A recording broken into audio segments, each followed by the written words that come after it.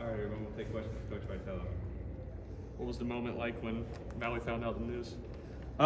It was in the weight room, and he kind of took over from there.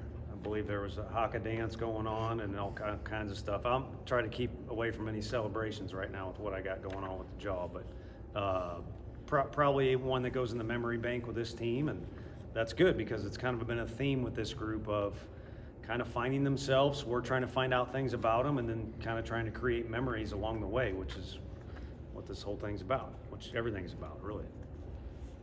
Feel good to hopefully have things kind of in the rear view and move on with the rest of the season at this point? At this point, I'm glad the kid got to play baseball, to be honest with you. Seeing him out there and having success. Now, I probably needed to not act like a 3-year-old. I thought that first one was going over the fence, but it just wasn't a very lively night to hit the ball until the sun went completely down. And those 2 homers, obviously, Jared for us, and then Burke, and then their guy juiced one too. I mean, those are out on any day, but it just wasn't a very lively day. But he smoked that first ball, and then to see him get the first hit out of the way, we talked about it in here after one of those games, just to get a lot of the first out of the way is nice. So happy that the kid gets to do what he loves to do. What was the process of, I guess, reaching the suspension decision, and how was it getting back out here today as well? For myself, Yeah. Was just kind of talking with administration, anyone possible for me to talk to, really. You want to make the right decision, but you're kind of under the gun with the timeline. And when I say we, everybody that you can think of that would be involved in that action wanted to support the kid and just wanted to do whatever we thought was right to get him back on the field. And, it was a contributing factor, hopefully, in getting him back out there. How do you feel like the team's kind of handled some of this early season adversity with kind of the ongoing Maui situation and your suspension as well? Oh, I think that stuff outstanding, about as well as I can. It's kind of like game time news. I think Q was the one to tell him right after stretch in Arizona. Q was the one to tell him. He's kind of the hatchet man in a lot of different ways. The one to tell him on Friday here, kind of last minute news, but they're kids, man. I think there's a lot of things out there that because everyone has a voice, you can pick them apart and make them a bigger thing than they really are. And at the root of everything, the kids just want to play baseball. So while I don't blame you for sitting and wondering, what does the guy think if they're using them in this role, or they make this change, or there's this dramatic situation going on, they're just kids and they want to play ball. They like doing that more than like going to school. Don't tell Megan I said that, but so I think they've handled it well. There's other stuff that's come up that just, is nature of the game. A good challenge from a starting pitcher, or focusing all 3 days on the weekend. There's things that we're still looking to improve at. How big of a luxury is it to have Elander that can kind of calm the seas while you're gone? Yeah, it's why he has the title that he does. I think it's more calming to know at night I don't have to work as much as I used to on the phone, or during the summer going on the road. You guys know how integral that stuff is with college sports, or just sports in general, the personnel you have. And so I think more than anything, he's a calming influence with that. But this is, when it came to his hiring, since you're going to bring up the topic, experience was a thing that you would have to question. But his experience on the field is unmatched. He was in the cage more than any hitter I coached. He kept every handout that he ever got as a player. He's always studying the game. Obviously, a lot of catchers make good coaches for obvious reasons. So how he works with the catchers and how he works with the hitters and just how he relates with kids made it a no-brainer to hire him. The only thing you'd ask if you're going to play devil's advocate is, how's he going to do with this recruiting thing? And I don't know which he's better at this point. So there's a reason he has that title, and overall there's a reason why it's easier. I ain't a good sleeper, but it's easier to sleep at night. What went into betting Maui 6 tonight, this first game? Man, sometimes there's a purpose to some things, and sometimes there's not. Just kind of slid them in there. Now, I will say this in defense myself. There's been repetitions at leadoff, in the 2-hole, and at 6, in scrimmages where you're trying to find out what's the best combination of everybody. But again, just happy to be out there. He obviously can handle the bat, but he's a really good defender. So, and plus he's playing a shortstop like Jazzy, who was speaking with y'all before.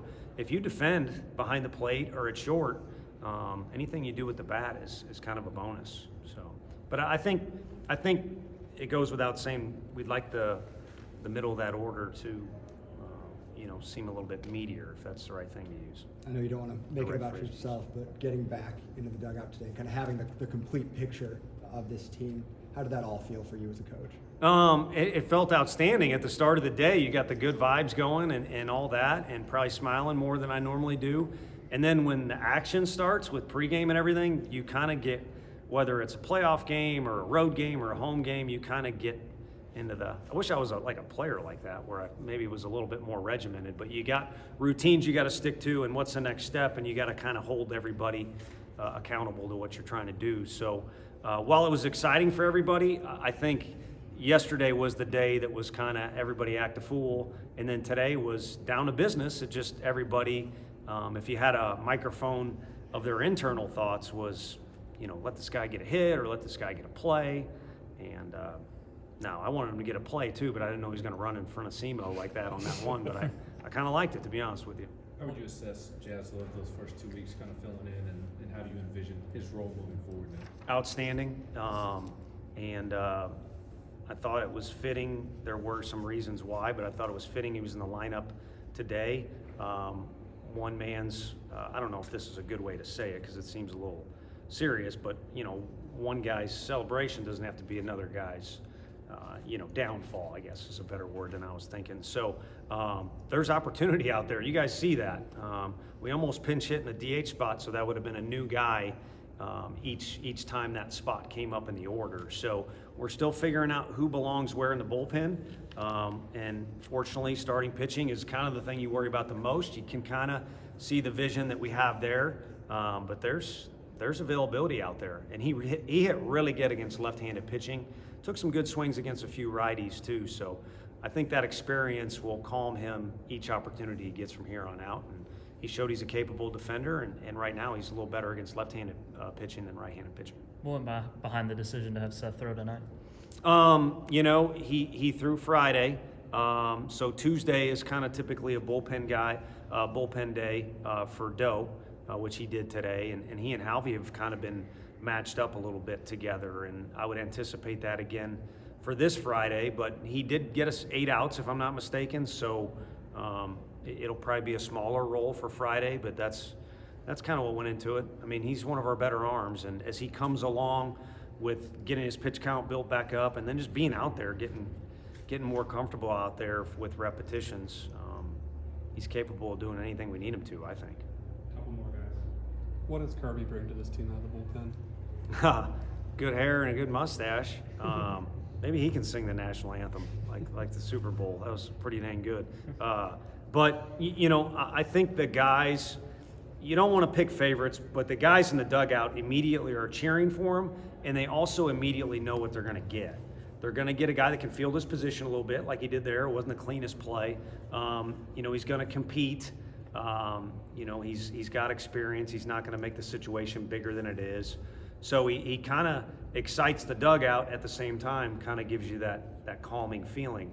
That's a difficult combo to achieve, but when you're a great kid and you're a hard worker and you got some ability, you can do that, especially if you kind of rack up a couple years where you've proven yourself. So, and the one thing that's nice too, and he's not the only one, you'd like a guy in the bullpen that when the coach isn't really on it as much as he should and says, holy cow, get hot, code red, whatever it is, he can get ready like that. So that's a big thing too. Anything else for Coach? All right, thank you, Coach. Thank you guys.